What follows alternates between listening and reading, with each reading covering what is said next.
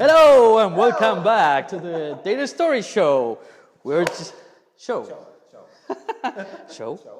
We have a couch now. That's the second episode that we have a couch. Yes. It's not red. I would say it's orange. It's orange.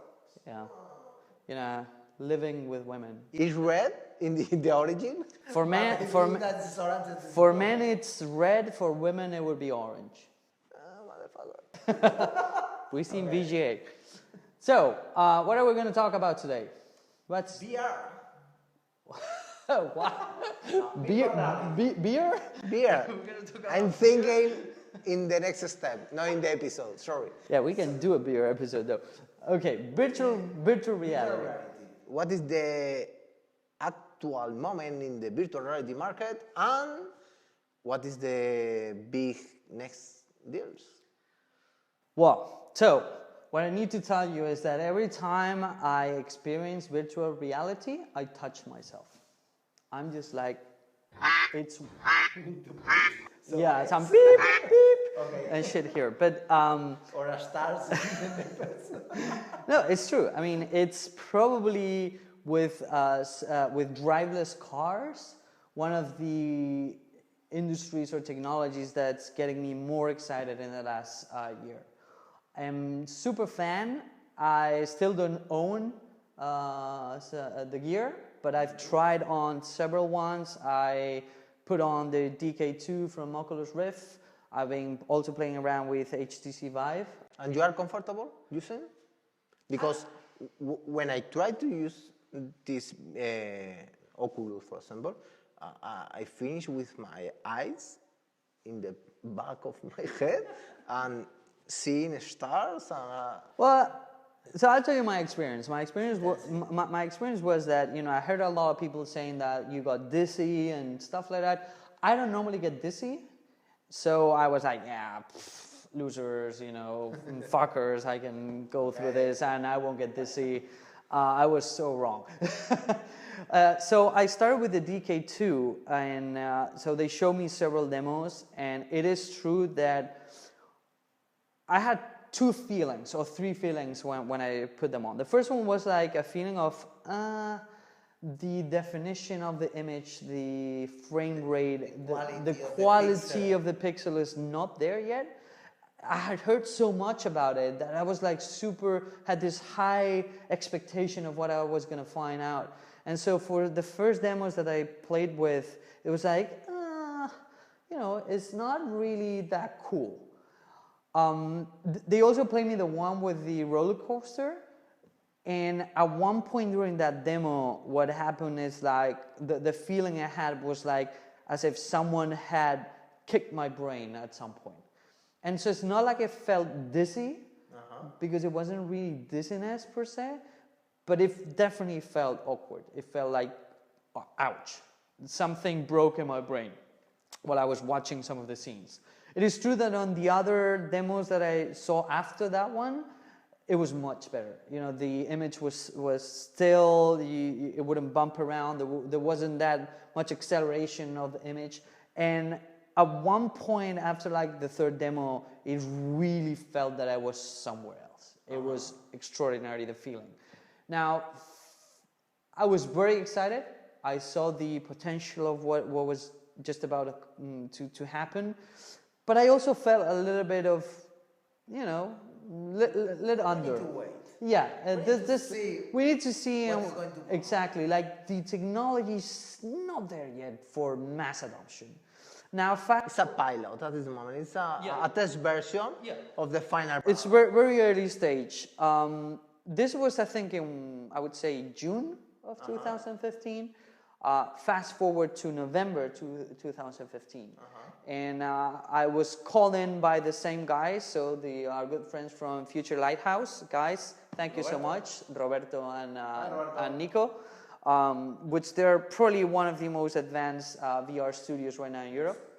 In Europe, and probably in Spain for sure, but definitely in Europe. We have 2-3 companies in Spain. Yeah, here in Valencia, there's actually some guys that they're working with. Yes, another company in Madrid with Christian, our friend. True. That is doing a good work at this moment, like Roberto. So the thing is, I got invited to their new office, and Robert brought out the HTC Vive, and so I said, "Oh, so this is the new thing, the new thing you have." And he said, "Like, yeah." He was like, "Yeah, you're gonna be blown up. Like you're gonna have an incredible time." And I was like, "Yeah," kind of skeptical, you know, having tried DK2. I was like, "Yeah, sure." So he placed these laser beams in a 4x4 grid. And he put me the headset and he said like, "You ready?" And I'm like, "Yeah, sure, bring it on." Oh my God. It was mind-blowing. I mean, the experience was incredible. I mean, compared to what I had seen in June of the same year, like just fast forward 4 or 5 months later and playing with HTC Vive, which as far as I know is equivalent to the quality that you're gonna get on the new Oculus Rift, which is actually out now. And I was like, I don't know how to describe it. But my doubt is, how many times you can use this kind of device in front of your age? The thing for not turning crazy. No, the thing is you don't differentiate it. There's with HTC Vive, my feeling was I felt like in a very natural environment. Yes. I didn't feel, I mean, I would say the only moment where I felt that I was wearing something was because this thing still has a fat, thick wire coming out of your headset. And because you're moving around, because of the laser beams, you can actually move around in a 4x4 grid. So you feel like in a matrix? Yeah.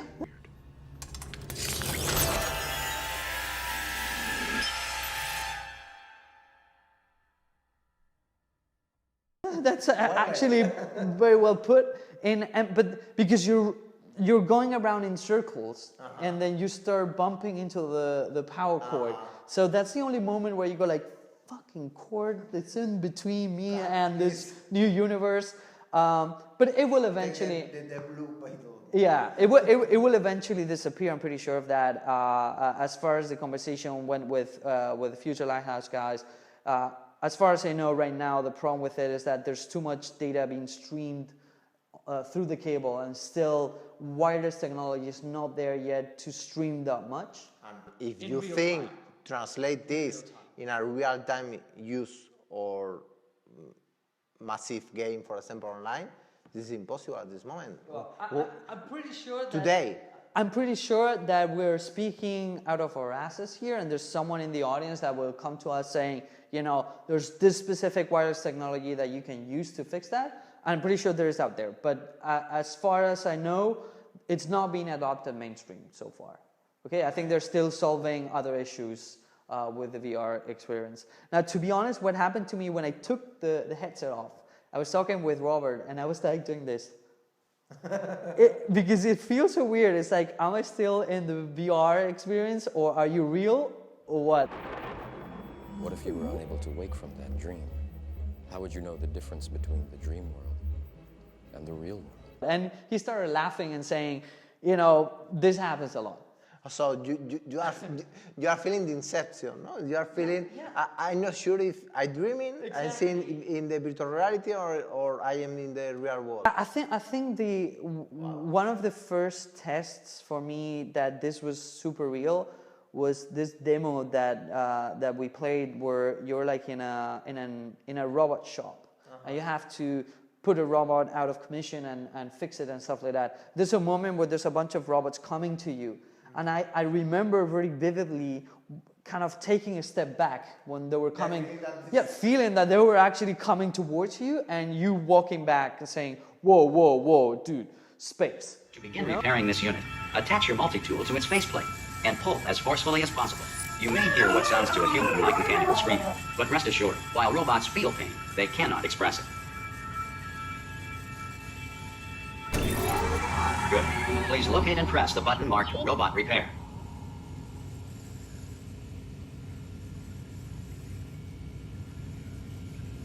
Please locate and press the button. And it just clicked in my brain, like, I cannot differentiate this. But I think there's like two things that are important to understand here, which is, despite what everybody thinks, myself included, you don't require full real experience to feel the virtual environment. So you don't need high-end HD quality graphics to feel that, to have the feeling that it's real. Even if your brain knows that it's a conception or it's a 3D rendering, you can see that it's a 3D rendering, but your brain just at one point disconnects and lives it as if it was real. I think it's the same experience that you have when you're watching a movie. You know, you're watching Star Wars. Go Star Wars. If you haven't watched the new movie, go and check it out. We're home.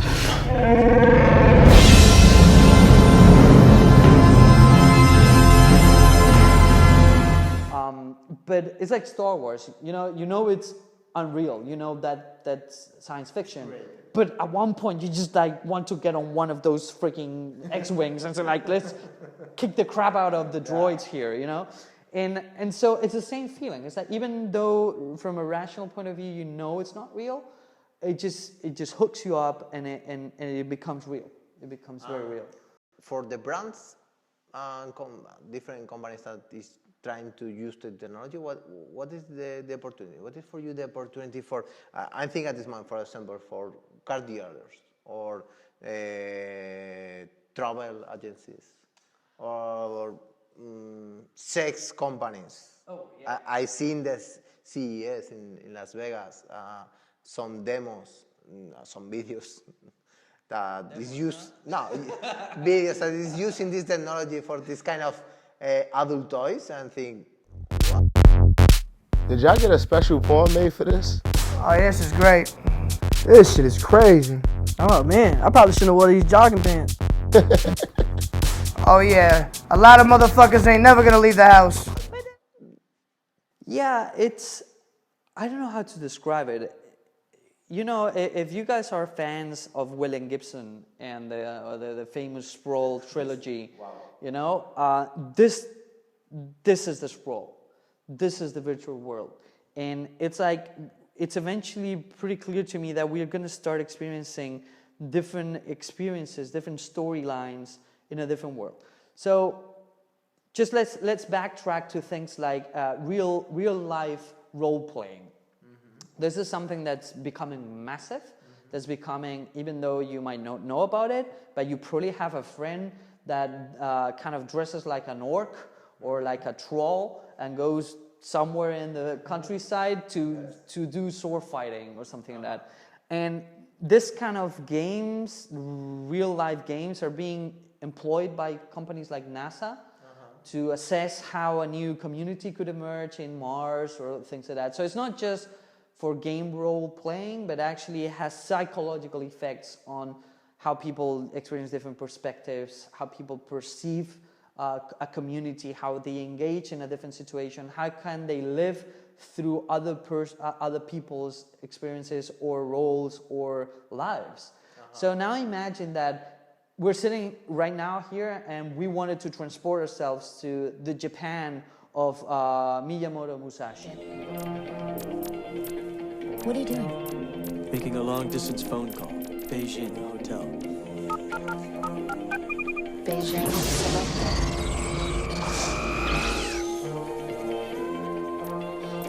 You know, to the samurai era of Japan. We can do that. You can do that. You can just translate yourself to a different era and recreate that and just live experiences there, or even learn new stuff, experience new philosophies. Imagine that we're talking about agile project management. You know, agile basically comes from Japan, comes from Toyota, and Toyota drinks this philosophy all the way from Shinto religion, Zen religion, Buddhism religion. Now imagine that you could transport yourself to, you know, a samurai, and how a samurai, a warlord, trains people, and they do stuff in an agile way, how they drop stuff, how they organize themselves. You know, this is a different way of learning in a different environment. And I think this is extremely important for anyone, in any brand, any company. It's not just about the obvious, which is, you know, I'm a car dealer, I'm a car maker, and I'm going to show you the next future design or whatever. but it's actually about living completely different experiences, kind of learning new stuff. Imagine what kind of training can you do with this. Imagine how could you run human resources for a company where you can put people to run experiences in a different environment. And when you think that is going to happen, for example, for me, I'm sure that in this year, I'm sure that I'm not going to buy some virtual reality product stuff. This year, I'm sure that I'm not going to buy. Well, and we are in the first month of the year, okay? Yeah. But I'm sure because I don't see at this moment the technology ready. Well, to be honest, Oculus recently released the Oculus Rift for, I think it's north of $600 plus 600 plus the computer that you need to move the graphics, which is an average of $1,600, which is expensive, but taking into account that this computer that you have is probably $1,200 or my Air is $1,000, you know, it's doable. It's doable. Still not mass production, but it's eventually going to get there. I think the major issue right now it's a problem with content. It's kind of a conversation that I was recently reading an article saying, will VR make the same mistakes as 3D movies, the 3D industry? And to be, in all honesty, I think that it has nothing to do. The problem with content in the 3D movie space was that the content was produced by the studios. No one else could produce that. And the big difference here is that VR is happening freaking everywhere.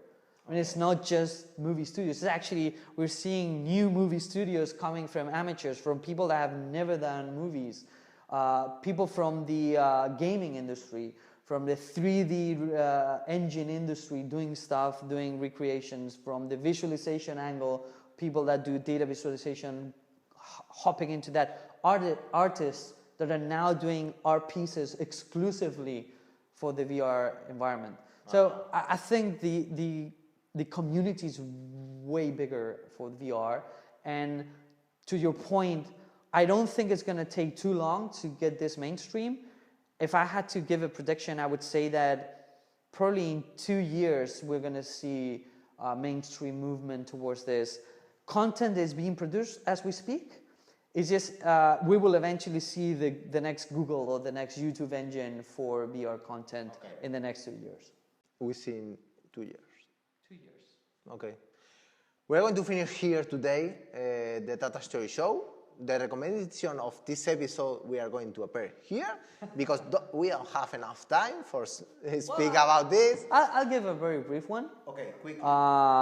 There's a very interesting book. In all honesty, I've read only parts of it, so maybe all of it it's boring, but at least the parts I've seen, they're very interesting. It's called Thinking Systems, and it's a book by, I can't remember her name, but her last name is Meadows. Well, we'll get her there. But she talks about how to do system thinking. Okay. How to think through systems and through dynamic systems. How to change our mentality. Right now we think in a causal way, so like action-reaction fashion.